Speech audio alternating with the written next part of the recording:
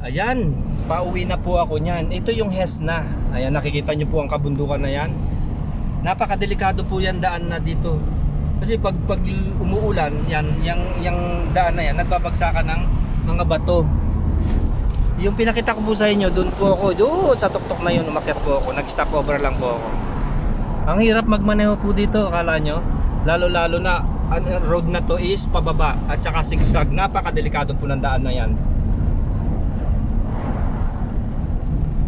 Kaya pag umuulan, sarado ang ano dito, yung enter at saka doon sa exit. Nasa baba na po ako niyan. Galing ako doon sa tuktok na yon, yun. Nakikita nyo yon, yung ano doon. Doon ako galing, pababa na ako niyan. Kaya pag umuulan dito, hindi po kayo makakadaan dito talaga, as in. Talagang yung mga bato na yan, magbabagsakan yan. Nililinis lang nila yung araw-araw, yung mga labor na naglilinis dito sa lugar na yan. May mga signal, no enter at saka enter. May mga para siyang stoplight na meron siyang warning, pula at saka green, ganun, di ba? Ayan. At saka nakikita nyo po yung mga bahay doon. Ayun, no, tingnan nyo. Dito tayo sa kabundukan niya. Papakita ko yung lugar dito. Ayun, oh, sa baba. Ayun yung mga kabahayan. Paikot-ikot ang daan na yan.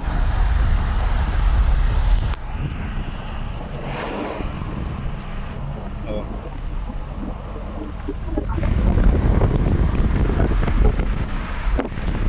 Dito sa lugar na to, sa Makwa, mainit. Doon naman sa taas na to, sobrang lamig. Kumbaga, sala sa init, sala sa lamig. Kaya bababa ako dito ngayon. Day off ko ngayon, holiday namin, kaya nakapag-gala ako at nakapag-vlogs. At para ipakita sa inyo itong lugar dito sa Saudi Arabia, yung sa Mikwa, tong lugar na yan. Sa mga hindi pa nakakakita dito sa Kingdom, ayan. Itong lugar na ito ay West Mikwa. Ayan ang sinasabi ko sa inyo. This place is Pinakabuhay po nila dito is trigo. Pagtatanim nila ng mga kagaya ng mga trigo, yung mga mangga. May mga mangga po dito kasi ang klima dito is mainit. Sa taas naman, ang mga tumutubo doon ay mga plums, peach, grapes. Ang dates po, pwede po sa malamig, pwede po sa mainit. Wag lang masyadong malamig kasi ayaw din ng dates ang masyadong malamig. Ayun yung mga trigo, oh, doon sa baba, doon sila, yun ang hanap buhay din nila dito. 'Di ba? Nakikita nyo? Paikot-ikot po yan, kaya kung di ka sanay sa biyahe, may hilo-hilo ka kasi talagang as in nakakahilo ang daan. Paikot-ikot, zigzag road. Ayan, oh. Ayan, oh.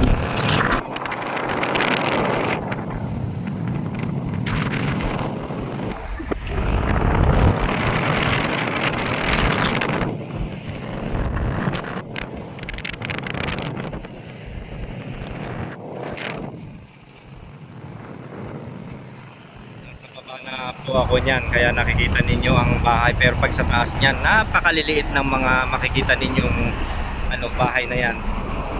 Alam niyo pa, doon ako nagmula, doon sa tuktok na yun. Napakalayo ng lugar na ito.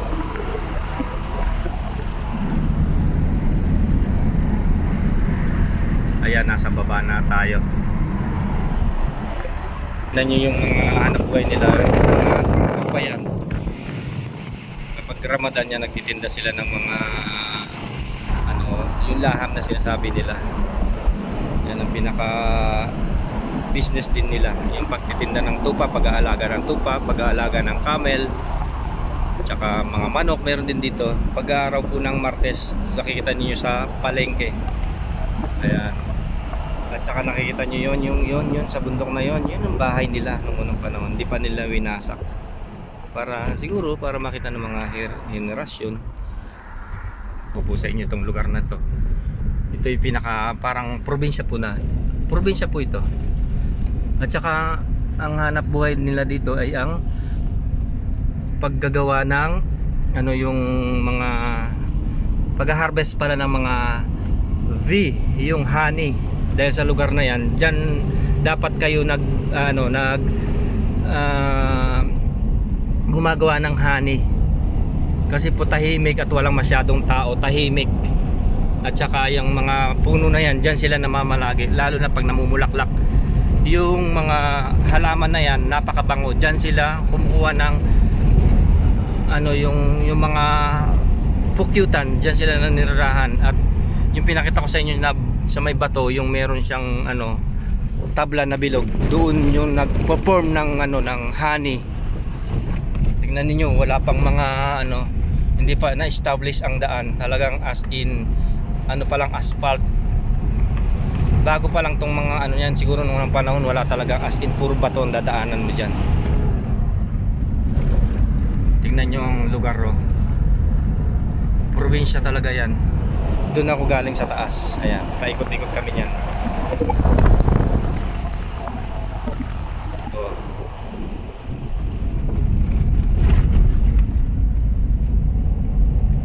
Nakikita niyo yung lugar. Walang masyadong kabahay-bahay at walang tao. Kasi po ito hindi pa talaga na kumbaga establish. Wala pang mga bahay-bahay. Ang pinasukan ko na to talagang tahimik pa. Kumbaga sa lugar na ito napaka-berhen pa siya, wala pang malalaking mga bahay. Makikita natin banda doon siguro may mga kaunti-unti na bahay-bahay, pero dun sa dinaanan natin wala talaga as in. Tingnan ninyo yung lugar. Ayan, dito may mga bahay-bahay na. Ang lalayo, Kaya kung wala ka sasakyan dito, hindi ka mabubuhay. Kailangan dapat may sasakyan ka dito. Walang tindahan, walang palengke. Kaya pag pumunta ka rito, nandito ako, bumaba ako para makita nyo rin yung lugar talaga. Na malapitan yung mga bahay. Ayan doon sa taas. Ayan nakikita nyo? Yan yung bahay ng Saudi nung unang panahon. Napakatagal na po na panahon na mga bahay na yan. Old houses na yan. Mga bahay-bahay nila. Ganyan po yung pagkakagawa ng mga bahay nila. Mga sinalasan yung pinakita ko po sa inyo sa unang video ko. Yan po yung bahay na yan. Makikita nyo yung mga modern na bahay, bato. So punta tayo dito sa baba. Ayan. Ito, linagyan na lang ng gate yan. Para maging maging maayos at hindi pasukan ng ibang mga tao. Pero yung bahay na yan, matagal na yan. Tingnan niyo, napaka saliksik nila talagang gumawa ng bahay nila. As in bato talaga. Marmol po yan, hindi po basta-basta bato yan. Napakatibay. Tingnan niyo yung mga puti na yon. Yan yung marmol. Originally yan. Yung nakikita natin ginagawang mga bricks na tinitinda is mga lang yon. Mga ibang na yun, may mga sangkap-sangkap na yun. Tingnan nyo yung nila. Papakita ko sa inyo ang semento nila. Yan sinasabi kong putik. Di ba? Putik talaga. Yan ang ginagawa nilang panapal. Lalagyan nila ng dayami, tapos i-mix nila. Ipapatong-patong nila yan. Ayan, tingnan nyo yung mga marmol na puti. Ayan Yung bato na yan sa merkado, kung bibilin mo yan, napakamahal din po yan. Originally, pure stone po yan, white stone. Ayan. Diba? Tingnan nyo. Sa tagal na ng panahon yan. More than a years na yan. I think kahit na 6 na taon na yung mga bahay na ito. Kasi natatanong ko sa Saudi, na yung mga bahay na ito is napakatagal na ng panahon talaga yan. As in. Kahit mag-search kayo, lalo na yung TN Village dito sa Makwa. Ganyan po ang pagkakagawa ng mga bahay nila. Salasan na ganyan. Nakikita ninyo. Tingnan ninyo Tapos papatungan ng maliliit, sasaliksikan. Napakabusisi ng pagkagawa ng mga bahay na ito. Tingnan nyo yung mga marmol Patong-patong. Hindi po basta-basta ang paggawa nito. Mga inhinyerong matatalino po ang nagawa niyan. Hindi po magagawa ng basta-basta na tao itong na I mean yung may idea nito. Kasi kung gagawa ka ng talaga ng ganito, kung wala kang idea, kasi balance po yan. Hindi po basta-basta na pinapatong-patong nila as in talagang kahit ano na lang. Tingnan ninyo. May malaki, may maliit. Di ba? Sigurado matitibag yan kung kayong gagawa na walang idea at wala kayong talento. Talagang itong inhinyero na to napakatalino ng pagkakagawa nila. Dito tayo pa, ayan o. Makikita nyo po. Ayan o. Ayan, kumbaga ito yung side pa lang yan. Dito yung enter. Linagyan ito, moderno na yan. Linagyan na nila na ng pintuan para doon sa pagpasok ng kanilang bahay. Nasabi ko po sa inyo, naninirahan sila sa taas ng kabundukan. Kagaya na yan o. Ayan. Diba? Hindi sila nagtatayo dyan sa ibaba kasi po ang katwiran nila mas maganda sa taas. The more na nasa taas sila, na mas safety po sila doon compare doon sa mga kagaya nito moderno yung bahay na yan. Ayaw nila dyan sa ibaba kasi po mas nakikita nila yung mga tao na mga masasamang loob tsaka na hindi nila papakita yung kanilang mga kababayan. At isa pa sa mga kamusliman, hindi nila ipinapakita ang kanilang mga mga kadalagahan, lalo na ang kanilang mga asawa. Napakabanal po sa kanilang mga kababayan. At saka sa Muslim bawal po rin yan, haram sabi nila. Kaya ang nakasanayan nila yung ganyan na nakasanayan nila mga estilo na kabuhayan na ganyan. So punta tayo dun para makita nyo rin yung bahay na to. Kahit na napakadelikado talaga, para lang ipakita sa inyo, para mag-enjoy din po kayo. Tayo. Malakas lang ang loob ko kasi meron akong kasama na nagtutur sa akin. Sabi ko, humihingi ako ng permiso para i-video sa inyo, para ipakita itong lugar na ito. Hindi po basta-basta nagbibideo na ganyan na ipapakita sa madlang tao. Kaya po napakaswerte ninyo po na lahat ng video na pinapakita sa inyo is mga totoo po, wala pong edit. Pati po yung pag-akyat ko, pati po yung mga ginagawa ko pinapakita sa inyo is originally. Sa akin po yung mga video na yan. Ayan. Dito ninyo. Galing ako sa ibaba niyan. Napakadelikado. Tingnan nyo yung mga bato na yan. Yan ang ginagawa nilang bricks na pinagpapatong-patong dun sa bahay na yan.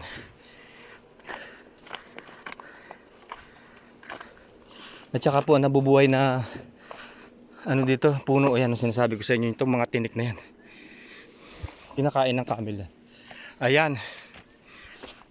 Pagod ako. Tingnan niyo. Ito sa baba na yan, binakura nila. In-stored nila para hindi mawasak.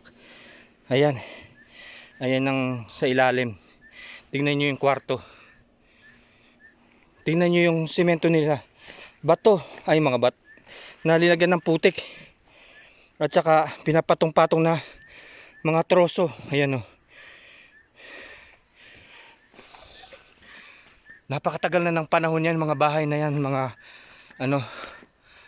guys. Ayan. Ayan yung bahay nila, di ba? Ayan. Oh. So, talagang napakaswerte ninyo po at nakakapanood kayo ng video ko. Dahil po bihirang-bihira yung mga nag-vlogs sa atin na ganito. Hindi po nila nakikita sa mga ibang nakakapanood. Ako po yan, talagang pinapakita ko po sa inyo. Yung mga bahay ng mga Saudi, ayan. Sa mga interesado dyan, yan mga gustong mga ganito na video, ayan. Marami po kayo mapapanood sa akin na ganito na content. Lalo na nandito ako sa Saudi at lahat ng magagawa ko at lahat ng palabas ko, ipapakita ko po sa inyo. Para po malaman ninyo din ang mga buhay-buhay nila dito sa kingdom. Kung ano yung mga status nila nung unang panahon.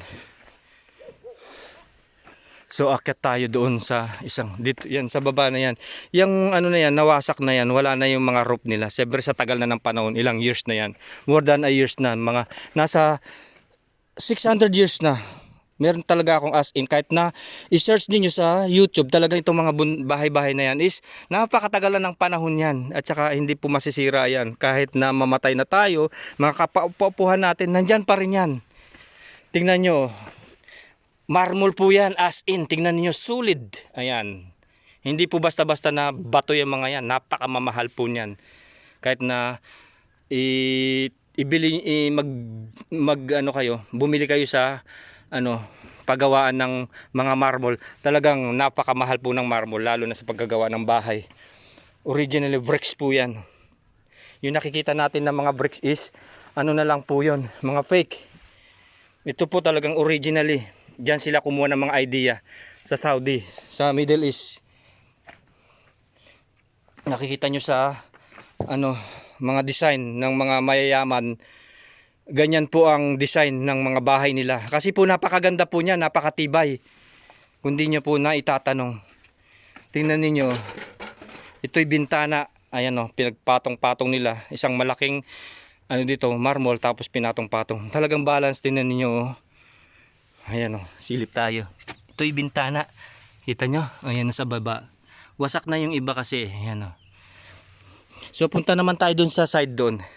Ayan, nakyat tayo. Alam niyo po itong pag-video na to is originally sa akin po yan. Ginawa ko po para po sa inyo yan. Para makita ninyo at mag-enjoy kayo. So, sa mga nag-a-appreciate sa mga video ko, maraming pong salamat. At least, naiinganyo din akong gumawa ng mga iba-ibang video. Tingnan niyo, marmol yan Napakabigat. Isang ganito lang, siguro, nasa mahigit 2 kilo. Ito, marmol talaga Ang bigat niya. Pure siya. White stone. Ayan Wala pong edit ang mga video ko yan. Original yan. Totoo po yung mga ginagawa ko. Para po sa inyo yan. Ayan Tingnan niyo yung bahay na yan Napakataas. Talagang magtataka kayo. At bakit na itatag nila ng ganyang kataas? Talaga napakabusisi. Umpisa natin dito. Tingnan niyo. Di ba?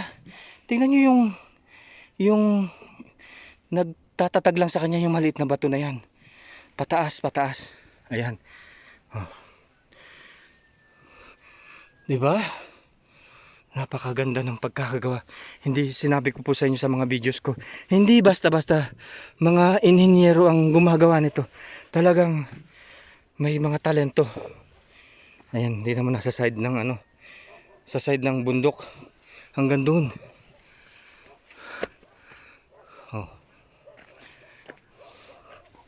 Ayan Tingnan niyo. Ito, yung bahay na yan, talagang napakatagal na ng panahon ito. So, ito yung enter ng pinto. Kahit na delikado, aakit ako dito. Papasukin natin. Ayan. Ito'y wasak na. Tingnan niyo yung mga poste nila. At saka yung sinasabi ko sa inyo, yung mga putik. Ayan, mga clay. At saka yung mga, hindi po basta-basta nakahoy yan. Sa tagal na ng panahon yan, na na siya nabakbak na, pero matibay pa yan. Kasi po, walang roof umuulan, umaaraw. Pero tingnan nyo naman, tumagal siya sa 600 taon. Wow. Ayan tingnan niyo pati yung mga poste. Mga bintana. Dito alam ko mga yan. Hindi basta-basta mga troso na kahoy na kinukuha nila. Ito yung ginagawa na, I think na ginagawa nilang poste sa mga electricity. Yan yun, matibay yan. Kahit ayun yung bato na puti. Tingnan ninyo yung marmol.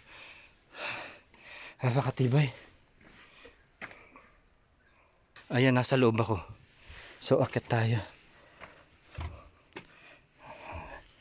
Talagang natatakot akong umakyat kasi baka as of now nandyan ako nagbibideo, mawasak at matabunan ako. Pero matibay siya. Ito talaga ako para lang ipakita sa inyo itong video na ina-upload ko para sa inyo. Hindi po basta-basta magbibideo na yan. Ayan, tingnan nyo yung pinto nila. Ito yung sala siguro. Ito yung pinaka main ano nila, bahay. Ayan o. Wasak na kasi wala ng roof. Ayan yung mga troso. Ito yung sa side. Ayan, tingnan nyo yung mga troso na yan. Diyan yung mga room. Ayan po. Tingnan ninyo. Baba tayo dito. Ayan, nasa taas na ako. Ito yung sa side. Ayan. Ito yung palabas. Kita niyo yung tanong na tanong niyo yung mga bahay. Ayan. Nandyan ako sa tuktok ngayon. Ibang lugar na naman itong pinuntahan ko. Ayan.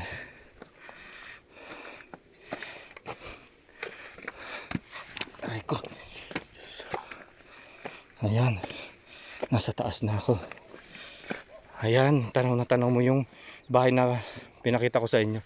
So doon pa. Ayan pa.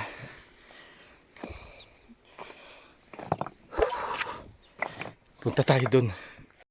Ito nakikita nyo na ano na yan.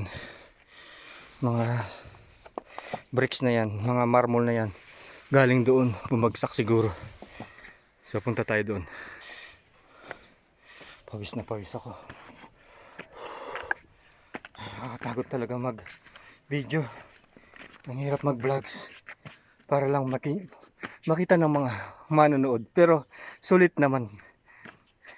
Kahit na pinaghihirapan ko itong mga video na ina-upload ko sa inyo, siguro darating ang araw makikilala nyo rin ang pobre. I-appreciate nyo rin ang pobre sa mga ginagawa kong videos. Ito po para po sa inyo at naging malakas ang loob ko para ipalabas po sa inyo, ipakita po dito yung lugar dito sa Kingdom. Dahil po makikita nyo po talaga dito na binibidyo ko is sa Kingdom po, puro sa Kingdom po, wala po ako sa Pilipinas. Sa mga hindi pa nakakakita dito sa lugar sa Kingdom, at least kahit nasa video ko yung mga buhay-buhay at mga bahay dito sa Saudi, alam nyo. Ayan. So tingnan po natin ito. Ayan, nawasak na yung ibang bahay. Tingnan ninyo, oh. Pasok tayo. Ayan yung marble na puti. Ayan. As of now, hindi ko alam kung ano tong kinakatayuan ko na to. Kung safety ba o ano, basta pumasok ako dito. Layo tayo, baka biglang bumagsak itong ano yung mga bricks na yun. Talagang napakadelikado. Wala siyang poste, as in bricks talaga, pinagpatong-patong, balance talaga as in. Tingnan niyo yung marble, oh. Ito siguro, ito yung salas, dito yung kusina, at saka dito yung kwarto. Ayan, dalawang kwarto yan, ito yung salas. Ang ganda-ganda, di ba? At saka yung pagkagagawa na. At saka ayan, no.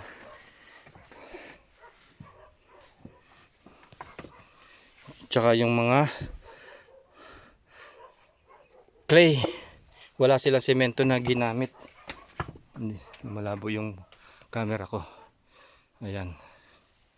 Hindi nyo makita masyado dahil nasa walang araw dun. Ayan. Ayan po.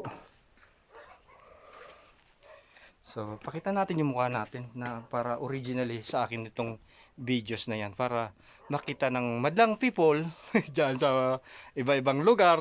Kung saan man po kayong lugar sa ibang bansa o sa Pilipinas. Ayan, makikita ninyo itong bahay ng Saudi Arabia.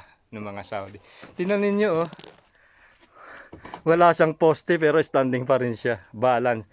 Ito kasi matagal na rin panahon nito, more than a years na. Sabi ko sa inyo is 700 years. Pero standing pa rin siya, hindi nila winasak. Para sa mga henerasyon ng mga Saudi, makita nila.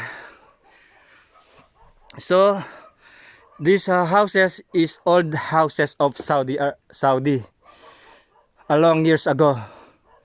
Maybe 700 years ago standing these houses. This stone is bricks, not ordinary stone. It's called, have also marble stone. It's not ordinary stone. It's expensive, you know. This is original bricks. Ayan, tingnan ninyo oh. Wala siyang poste, talagang hahangin lang siya, pupunta lang siya dito, pupunta to, talagang as in babagsak siya. Pero talagang nakabalance siya, maganda ang pagkakagawa nito, matibay. Dahil dito wala po talagang, tingnan nyo yun. Oh. Tsaka mag-upisa kahit na maliliit siya. Talagang as in matibay. So labas na tayo. Naipaliwanag ko na lahat ng mga sinasabi ko. So ayan. So other ano naman tayo, lugar. Nakikita ninyo, naririnig ninyo yung mga tahol ng aso. So kapag nasa taas ka ng ganyan, sisilip ka lang dyan, natanaw mo na yung mga tao na pumupunta. Kaya yun, mga Saudi, gustong gusto nila manirahan dito sa taas ng bundok. Lalo na kapag may mga alaga kang aso, mga aso kasi bantay yan. Pero sa Muslim, bawal po ang aso. Mag-alaga yung pambantay sa bahay nyo, huwag nyo lang po silang hawakan o malawayan. Dahil po sa Muslim, bawal po talagang malawayan. Talaga pong haram yan. Pero kung mag-aalaga ka lang, umbantay nyo lang sa kabahayan nyo, pwede naman siguro, pwede naman, hindi siguro, pwede as in. Huwag lang na hahawakan din kagaya ng hinahalikan o ano, bawal, masama po yun, haram po yun. Nakasulat din sa Quran yun. At saka yung baboy, bawal pong kumain. Kaya dito din ako pumunta sa Saudi yan, marami din ako natututunan at nalalaman. Okay. Ayan, nasa side lang ako niyan ng kabundukan. Sa gilid ako, kahit delikado para lang ipalabas sa inyo at ipakita itong pinapakita ko po sa inyo. Ayan yung mga bato na ginawa nila doon sa taas, nagbagsakan na. Kahit delikado, susuwingin natin yan para lang mag-enjoy kayo. Ayan.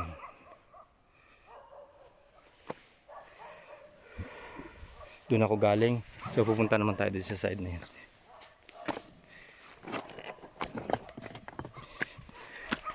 Sa side ako ng bundok niyan. Hindi nyo nalalaman po. Ayan. Aray ko, kung ilang beses na akong muntik-muntik na malaglag, pero sige pa rin. Kailangan mag-ingat din tayo. Hindi natin iyaano to, ikakasenso kung mamatay tayo. Basta ako, nag-i-enjoy lang ako. Pakita sa inyo itong ginagawa kong video. Ayan. Ito na yung isang bahay. Doon ako galing, di ba? Ayan, pagod na. Tingnan ninyo. Oh. Tsaka yung pagkakagawa nila, mga putik yan. So baba tayo, landag tayo. Oops. Ayan, natibag na yung iba. Ayan ang kwarto. Ayun yung baul. Ang dilim dahil walang araw. Ayun, labas tayo para makita natin.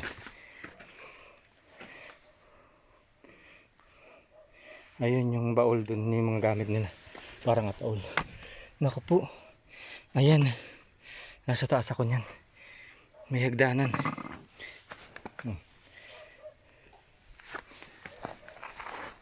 Oops. Ayan, ito yung pinakakwarto. Dilim. Tingnan nyo yung sinasabi kong mga troso. Yan ang pinakahul nila. Ito naman, dito siguro yung divider nila. Bato rin, as in. Madilim. Ito yung pinakabintana. Ang ganda oh. Bato oh. Tanaw na tanaw mo yung mga bahay sa ibaba. Ito yung salas. Oh, ayan ang sa taas. So baba na tayo. Ayan. Ayan ang bahay nila. Ayan o. Naku, nakakalula. Hindi ko alam saan ako bababa. So, haba na ng ano ko, na dokumentary ko, na video ko para sa inyo. Naku, hindi ko alam kung saan ang daan dito. So dito tayo. Go. Ito, may daan dito. Pababa. Ayan. Ito, galing ako dito. Doon ako lumundag. Ayan. Baba na tayo. Buti na lang walang masyadong tao na ano sa akin, bumawal. Big. Bababa na ako niyan. Ako. Ayan yung tinik na ano na to, puno. Dito tayo sa side. Aw. Ayan. Bababa na ako niyan. Tingnan ninyo. Paano ka mamumuhay dito? Nandun ka sa tuktok tapos puro bato yung dinadaanan mo. Ay, ang hirap. Ang hirap talaga ng buhay ng Saudi noon. At saka ang kinabubuhay ng Saudi noon, mga pagkain nila, nanananim sila ng mga prutas, galaga sila ng mga hayop kagaya ng kambing, tupa, camel, kambing, mga manok. Yan ang pagkain nila dito. Tapos may mga dates sila, yung mga gatas, yan ang inaano, nabubuhay sila. At saka ang pangunahing tanim nila dito is pagtatanim ng trigo. Hindi sila kumakain ng rice. Basic food nila dito yung tinapay, dates, yung tsaa. Ayan. So, tapos na yung pagbibideo ko, pababa na po ako. Masyado na pong mahaba ang video ko. Baka ma-penalty tayo sa YouTube at hindi na tayo makagawa uli. So ayan, bababa ako. Ito yung bahay naman nito, wasak na to. Ayan, tara niya. Ito yung enter. O sige po, maraming pong salamat sa inyong panunood. Enjoy watching at napakita ko nyo lang po sa inyo itong buhay dito sa Saudi. At sana sa lahat ng video ko masayahan po kayo.